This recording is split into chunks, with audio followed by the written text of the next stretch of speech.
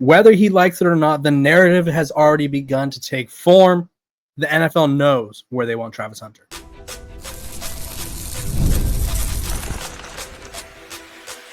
You are Locked On Buffs, your daily podcast on the Colorado Buffaloes, part of the Locked On Podcast Network, your team every day. Welcome to Locked On Buffs. I'm your host, Kevin Borba. Today's episode is brought to you by our sponsors over at Game Time. Download the Game Time app, create an account, and use code LOCKEDONCollege for $20 off your first purchase. We're also brought to you by the Locked On Podcast Network. It's your team every day for free and available wherever you get your podcasts. So make sure to like, subscribe, and follow so that way I can keep my job and we can continue to have some fun covering the Buffs. Let's talk about Travis Hunter. There's some narratives forming around him, and I think it tells us a couple things, right? And I'm going to preface this. I think, because I always like to say this and people like to twist it, so I'll just preface it with what I think Travis Hunter will do in the NFL. I think, one, is he capable of playing both ways as an athlete? Yes. Travis Hunter is probably the most gifted athlete in this draft class. Will an NFL team let him play both ways full-time? Maybe at first, but it won't be a full-time thing for his whole career, I don't think. Because at the end of the day, when it comes to paying him money, they're going to have to pay him more, right? Or they're going to have to figure out what position they want to pay him as. So say they use him more as a corner, and I think teams will be calculated enough to do so. They'll be like, well, actually, you played 51% of your snaps at corner, so we're going to pay you like a corner, and we'll pay you a little bit more because you play receiver, right? I think they're going to – the NFL is smart. The NFL is manipulative, and they know how to get things their way. They know how to get things they want. So for Travis Hunter, for people to think that he's just going to roll into the NFL and do whatever he wants, I just don't think it's going to happen. That being said, I think there's been a little bit of a narrative change around him, right? The whole offseason, the question was, where will he play? What position? Wide receiver or corner? Corner or wide receiver? Some people like him here, some people like him there, but at Colorado's Pro Day, and this happened at the NFL Scouting Combine a little bit, he said that he interviewed as a receiver, he interviewed as a corner, which means teams are already kind of saying like, hey, we're probably not going to let you play both ways. And then at Colorado's Pro Day, he only did drills as a receiver, and he wasn't expected to participate. And then he ended up just randomly showing up and kind of doing his thing and no gloves, just running routes, showing he was twitchy and all that stuff. That being said, a lot of teams, according to reports, took that as him saying, I'm a receiver, or took that as him wanting to show them his receiver skills. And I think this is showing that teams will view him as a receiver. Right? I think that's the consensus. Todd McShay himself said, I like him as a receiver. A lot of teams view him as a receiver. And it's one of those things where an NFL team is going to want him to make the biggest impact possible. I think Travis Hunter is best with the ball in his hands. Certain people could disagree, right? Every defensive back you'll talk to, they're like, he's gifted. He's the next great one. They want him at defensive back. That being said, I think his future is probably as a wide receiver. I think that's where he's best. So today, there was a clip rolling around of him sort of talking about where he was going to play and how Roger Goodell was going to announce him. And he said he wants him to announce him as a wide receiver and corner. So what does this tell me? Well, Travis Hunter is going to hold on to that dream of playing both ways in the NFL. And I think he should, right? For him, I understand why he's doing it. I personally, if he asked me, like if he was like, hey, as if he would ever do this, hey, Kevin, give me your opinion, unsolicited or whatever, like let me know what you think I should do, I would tell him, hey, Travis, I think you're a better receiver. I think you'll make more money. And I think just the amount of impact you can have over your career, your legacy, I think it's going to be at receiver. I think you could play corner, but I don't know if you really gain anything from that. So that's what I would tell him. That being said, I understand why he's doing this, right? He has been doubted in a way he hasn't been doubted in the sense of like no one believed in him. He was the number one recruit. But he has taken the difficult path throughout his college career. And I think he wants to prove a lot of people wrong. And I totally get that. And I totally support him in that decision because that's his decision, right? He chose to go to Jackson State instead of Florida State. He chose to play both ways in college. He chose to transfer to Colorado, which at the time looked risky because it was like, okay, Jackson State was one thing. That Jackson State team was dominating everyone, but Colorado was a different thing, right? Colorado Power 4 program, 1-11. Coach Prime had never coached at the Power 4 level, Power 5 at the time. And there was a lot of questions of how his methodology would translate to the Power 5 level. And so many people were like, Travis Hunter is risking his career by attaching himself to Coach Prime. And obviously it worked out, right? He's one of the most popular players in college football. Coach Prime is probably one of the few coaches in college football, if not the only coach that let him play both ways full time. And so I don't think he has a problem with taking that risk. And so if he wants to take that risk all the way into the NFL, or at least try it, I admire it. I respect it. Doesn't mean I agree with it, but I admire and respect it. So Travis Hunter is saying that he wants to play both ways. I don't think that'll change. Honestly, the only thing that will change that for him is if he gets to a team and like maybe there's just he just can't make the time work, like his time management, or if the team decides. That's how I think this will sort of play out, right? I don't think it's going to be Travis Hunter being like, I'm not physically capable of playing both ways, unless that happens, right? The NFL is a different game, but I don't see him saying that, right? He said he could play every play of an NFL game. I think it'll come down to what the team wants and sort of how things play out for him. You guys comment below, because I know when it comes to Travis Hunter, I feel like Colorado fans get especially sensitive because it's like if you say like he shouldn't play both ways, it's like automatically saying like he can't do it. And that's not me saying he can't do it. I've already said multiple times, I think he can do it. Doesn't mean I think he should do it. So if you think Travis Hunter should play wide receiver or corner, let me know in the comments, because I do feel like there's going to be quite a bit of discourse about this debate when this episode's said and done. When we come back, we're going to be talking about Shedeur Sanders and a new team that has emerged in the Shedeur Sanders sweepstakes.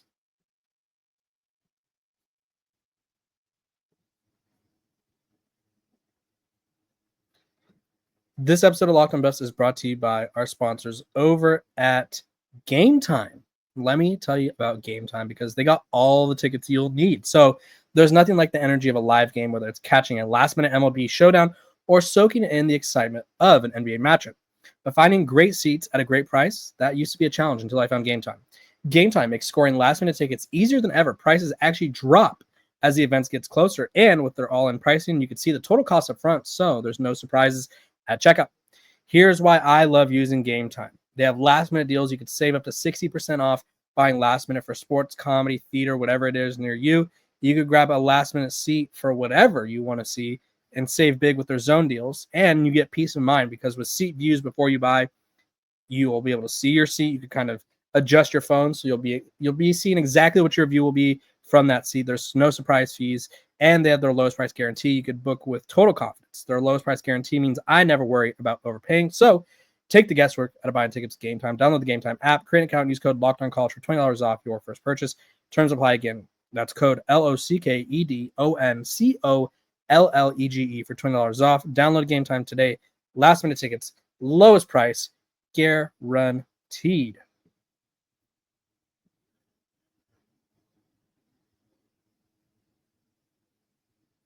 Welcome back to Locked On Buffs. Appreciate you guys for tuning in every single day, making me your first listen of the day.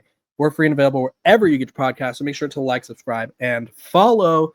Let's talk about Shedeur Sanders. I think he's still the most polarizing player in this draft class, including Travis, because I think with Travis, we know he's going to go in the top 5, right? The thing with Shedeur, and this isn't to say that I don't know who I would pick between the two, right? I think it's sort of a whatever your team needs kind of vibe, right? I think it's hard to pass on Travis Hunter, but I also feel like there's pros and cons to each, right? I think the risk of him wanting to play both ways could be difficult. And for Shedeur, right, it's 50-50 on quarterbacks if they hit in the first round. Like that's just the hit rate based on past years. So I don't know who I'd go with. So let's not go into that. But we know Travis is going top 5, top 7 at worst, right? It basically just depends on what the Browns do at 2. Do they go with him or Abdul Carter? Because Travis is going to go in that top 5. I'm 99.9% sure. In terms of Shedeur, he'll go anywhere from the top 5 to the 20-ish range. And so there's been a lot of moving and shaking in terms of the teams that are in the mix for Shedeur. I did an episode yesterday with Ross Jackson of Locked On Saints, and we talked about it. The Saints seem like a fit. And then, of course, The next day, they emerge as the favorite to land Shedeur. And now on X, it was reported by Jordan Schultz that he is scheduled to visit the Steelers. So the Steelers have the 21st pick. And so these are the odds for FanDuel. They both they have the Saints favored to select Shedeur Sanders, then the Giants, then the Browns, and the Steelers are at 7-1. But with this new development, I think this changes a lot of things. I think the Steelers are probably, I think I said this recently, I think the Saints and the Steelers are the two top teams for me for Shedeur. And I think the Steelers are a little risky. If I had to pick, I'd probably go with the Saints simply because they have Derek Carr. And I think not having to throw Shedeur into the fire right away would be beneficial. But the Steelers quarterback situation is pretty abysmal, right? They have Mason Rudolph, they have Skylar Thompson, and that's it. So, I mean, they could start either one of those guys, but if you're starting Mason Rudolph or Skylar Thompson, or say they go out and get another free agency quarterback, or say they make a move for Aaron Rodgers, or if they get Aaron Rodgers, then I like Shedeur to the Steelers even more because I think learning from Aaron Rodgers would be great. But the Steelers as is, I don't like as much because I think forcing the Shedeur Sanders to play right away puts a lot of pressure on him. Now, I've watched Shedeur play for the past 2 years. I'm well aware that he's as confident as anyone. And he probably would never shy away. And you don't really want a quarterback who would shy away from playing right away. But we know that sometimes thrusting a rookie quarterback into action right away isn't the best, right? We saw Bryce Young struggle. We've seen, Will Levis was a bust, so there's that. But we've seen Caleb Williams struggle, right? Not everyone's Jaden Daniels, not everyone's CJ Stroud, where it's just going to be plug and play. You're instantly a top 10 quarterback. That's just not how this works, right? I think that's a sort of misnomer that people have about the NFL these days is like, he was the number 5 pick. He should be great right away. Like, that's just not how it always works out. And I think it's unfair to expect that. And I think that's what would happen if he ends up with the Steelers, unless they go out and get Aaron Rodgers. But I think the Saints have better weapons. And I think the Saints, I like Shedeur with an offensive-minded head coach like Kellen Moore, who understands and what it takes to win. Obviously, Mike Tomlin knows what it takes to win as well. But I like Kellen Moore. I like Shedeur with the offensive play caller, offensive-minded coach who's young, and I don't know. I feel like that'd be a match made in heaven, right? Imagine Shedeur Sanders throwing to Alvin Kamara, Chris Olave, whoever else is out there with the Saints, right? Jawan Johnson and all those guys, right? It's one of those things where you have to sort of just look at what situation's better. And I think the Steelers are historically good. I also think that there could be a chance that, say they don't make the playoffs this year or the next year, or however things go, maybe Mike Tomlin's not in Pittsburgh forever, right? Maybe they want to see a bigger jump because the Steelers have been a habitual 9-18, 9-17, depending on the season. So you really have to ask yourself, what is the best for Shedeur? I think the Saints have a more quarterback-friendly head coach. I think they have better weapons, and he'll have more time to grow. I think the Steelers are going to need instant production from him. And the Saints also have Derek Carr who can mentor him. Now, if Aaron Rodgers steps into the Steelers locker room and he's willing to mentor Shedeur, because I also feel like that's a factor. I know Aaron Rodgers is kind of an interesting personality these days. He's a little bit polarizing.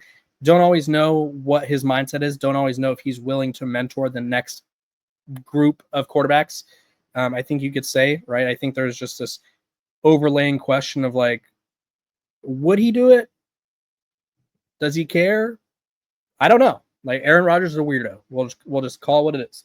So I think Shedeur is going to the Saints or the Steelers.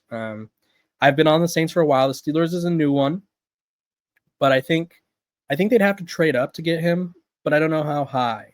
Right?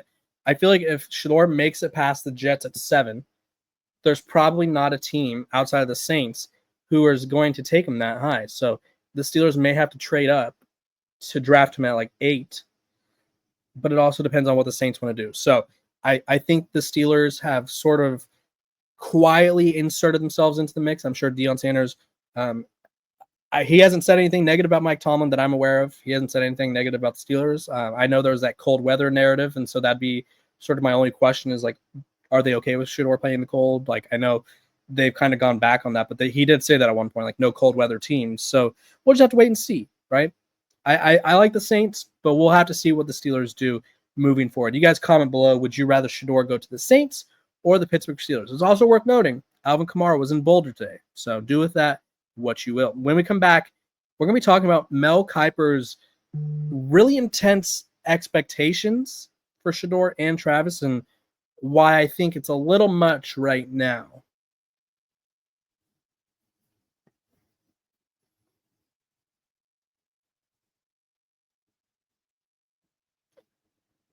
Welcome back to Locked On Buffs. Appreciate you guys tuning in every single day, making me your first listen of the day. We're free and available wherever you get your podcasts. Make sure to like, subscribe, and follow. We're free and available. You don't want to miss out, right?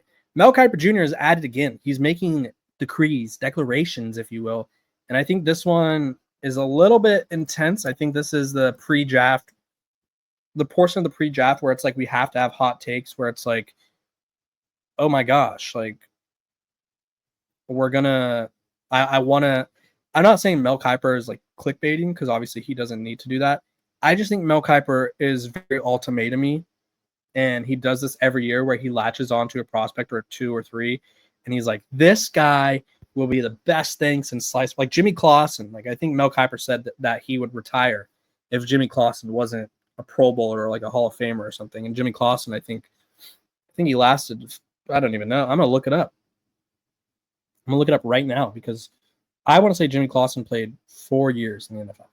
I feel like that might even be generous. I was exactly on the nose. 2010 with the Panthers, he completed 52% of his passes, 3 touchdowns, 9 interceptions. He then went to the Bears and served as a backup pretty much. Then with the Ravens in 2015 and hasn't played since. So, and he played, yeah. And Mel Kiper was all about him. So Mel Kiper recently said both Travis Hunter and Shedeur are going to be Hall of Famers. Now, I feel like he said this on Get Up. When you look at Travis Hunter, he's number 1 on my board since August. That's never changed. I've been big on Hunter. I'm big on Shedeur Sanders. I'll go fighting on both these Colorado Buffaloes. I think both these kids will be Hall of Famers. It's interesting because it's like, one, we don't even know where they're going. We don't know what situation they're going to be in. We don't know what position Travis is going to be. And I don't like this unrealistic expectation. And I think it's a little disingenuous, if you will. I think this is, in a way, throwing out 2 splashy names and being like, hey, I'm planting my flag and saying they're going to be Hall of Famers. I want to see Travis Hunter and Shedeur Sanders play before I start going, yeah, they're going to be Hall of Famers. Do I think that they both have potential to be great pros? And if everything goes right for them, they could be Hall of Famers? Yes. I think you could say that for most pros, where it's like, if everything goes right for them, they could be Hall of Famers. I also think that I don't love how quickly the narrative changes on them. I'm not going to say Mel Kiper has done this because obviously he said that he's had them number 1, but there's been a lot of it was Mel. Actually, I'll say it. Mel Kiper just like a month or 2 ago, I did an episode about this, and I had multiple draft experts come on the show, and we talked about it. He said that the NFL doesn't want quarterbacks like Shedeur Sanders. He said that.